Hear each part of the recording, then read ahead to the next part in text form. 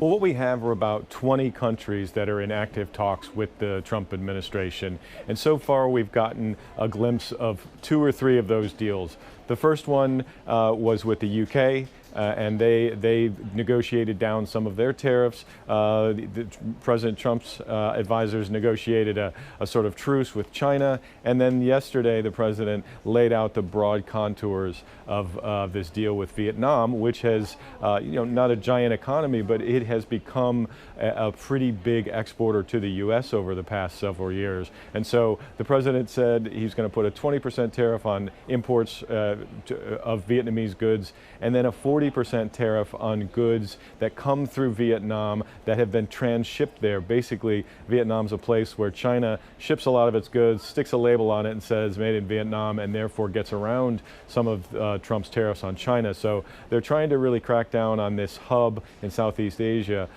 for goods that are transshipped from China through Vietnam, and this is one way they're going to do it. But we're expecting a number of other deals to be rolled out in between now and next Wednesday, July 9th, and we'll see some of the countries that we think are close are India, Taiwan, the European Union.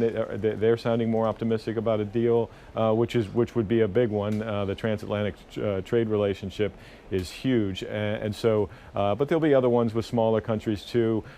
South Korea seems to be kind of fading from the front of the pack. Japan looks unlikely to be able to come through with something comprehensive in the next couple days. But we're expecting these deals to kind of trickle out over the next 5 days.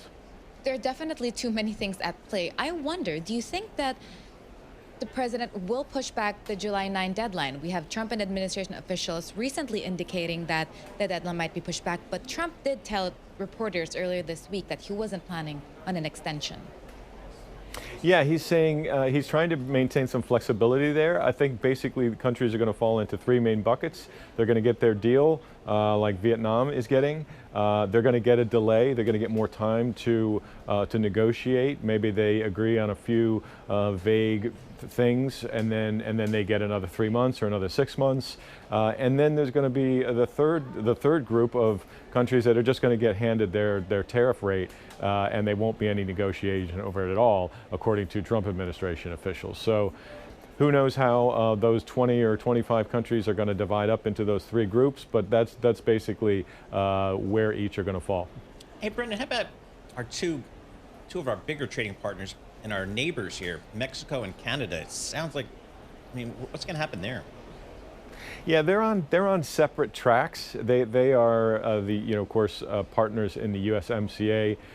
North American trade agreement, so they are not faced with these so-called reciprocal tariffs that President Trump announced on April 2nd. So there was a lot of headlines over this past week about President Trump threatened to call off talks with Canada because of their digital services tax.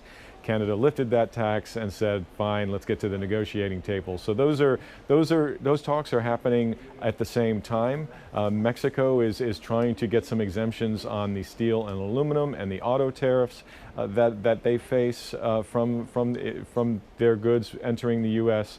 So those talks are happening in tandem with all of these others, but they're on they're on different subjects, and they're not subject to this particular deadline of July 9th. We have White House officials really framing this announcement and subsequent pause as a negotiating tactic and an art of the deal in action. Do you sense from your sources that there's tariff fatigue? I mean, it's been 3 months and there's just really little clarity, and we have just 3 days till, 3 working days until the deadline, and it seems like a lot is still up in the air. Yeah, I think a lot of between investors, markets who have been keeping an eye on this. As long as these tariffs don't come in at the very high rates that the president announced 3 months ago, then it's just kind of something that companies can absorb, governments can accept and move on, and adjust, and supply chains will adjust to them. That there's the initial fear, as you might remember, when those first very high rates came out. Markets sold off. We had a very quick turnaround from the Trump administration. They walked back those tariffs. So I think there's just a realization and an acceptance generally that this is just the way the world is going to be from here forward, that the U.S. is going to put a 10% tariff, at least a 10% tariff on all of its imports. And then it's got all these sectoral tariffs that it's going to impose on steel, aluminum, cars, pharmaceuticals, semiconductors, all sorts of other industries that are gonna face these tariffs. And of course, there are court challenges to the reciprocal tariffs that still need to be worked out. So those could be struck down at some stage. And so there's just a lot of uncertainty about how high these tariffs are gonna come in at, and how long and durable they're gonna be.